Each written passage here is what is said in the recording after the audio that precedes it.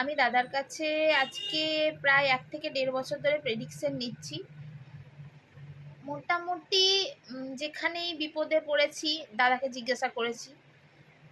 দাদা যেটা আমাকে সলিউশন দিয়েছে, প্রথমে হয়তো কিছু কিছু জায়গায় মনে হয়েছে যে দাদা যেটা বলছে এটা কি আদৌ পসিবল বা হবে কি না।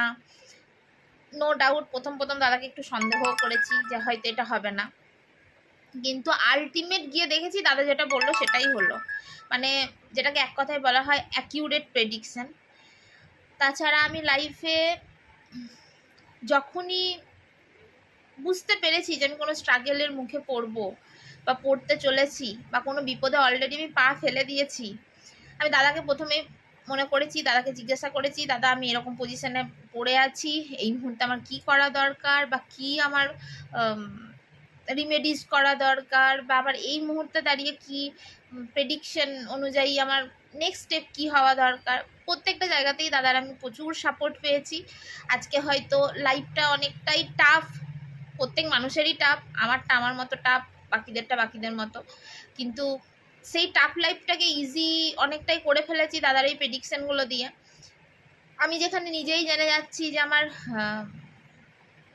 এই জায়গাতে এই জিনিসটা হওয়া সম্ভব না, সেই জায়গা থেকে নিজের মেন্টালি আমি অলরেডি স্ট্রং যে আমার ওটা হবে না। সেটা মানতে কষ্ট হলেও এটা সত্যি, সেটা আমার হবে না। সেটা আলটিমেট দিনের শেষে দেখা গেছে সেটা আমার হচ্ছে না। তো এই যে অ্যাকিউরেট প্রেডিকশনগুলো দাদার কাছে আজকে 1.5 বছর ধরে পেয়েছি। আমার মেয়ের নিয়েও আমি প্রেডিকশন নিয়েছি দাদার কাছে। আমার মেয়ে খুবই ছোট, কিন্তু তার যতগুলো প্রেডিকশন দাদা দিয়েছিল অ্যাকচুয়ালি সেই প্রেডিকশনের পর থেকে দাদার কথা মেনে চলার পর থেকে লক্ষ্য করছি যে দাদা যেগুলো বলেছিল বাস্তবে সেগুলোই রূপান্তরিত হচ্ছে। মেয়ের দিক থেকেও দাদা বলেছিল ওর কেরিয়ার সম্বন্ধে বা যেগুলো হতে পারে, দাদা যেটা বলেছিল আমি সেদিকে ফোকাস ছিলাম না, আমার ফোকাস অন্যদিকে ছিল মেয়েকে নিয়ে। কিন্তু ওটার পরে আমার ফোকাসটা যখন চেঞ্জ হলো, দাদা যখন বললো যে ওর কেরিয়ার আছে এই লাইফটাতে, যখন আমি ওটার মধ্যে ফোকাস করলাম দেখলাম সত্যি মানে মানে অভাবনীয় ওর একটা চেঞ্জেস, যেটা আমি আগে কোনোদিন বুঝতে পারিনি।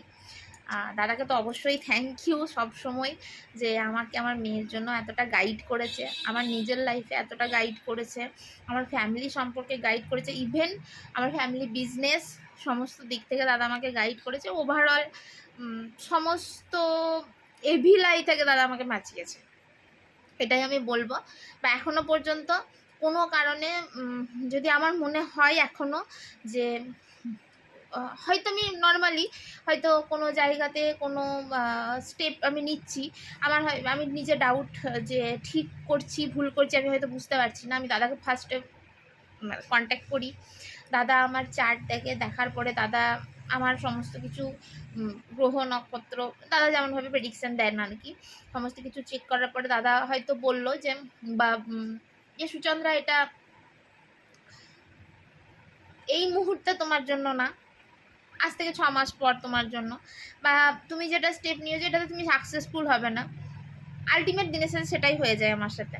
তো আমি মনে প্রাণে দাদাকে বিশ্বাস করি, আর আমি লাইফের কোনো একটা ভালো ডিসিশন নিতে গেলেও দাদার প্রেডিকশনকে বিশ্বাস করি।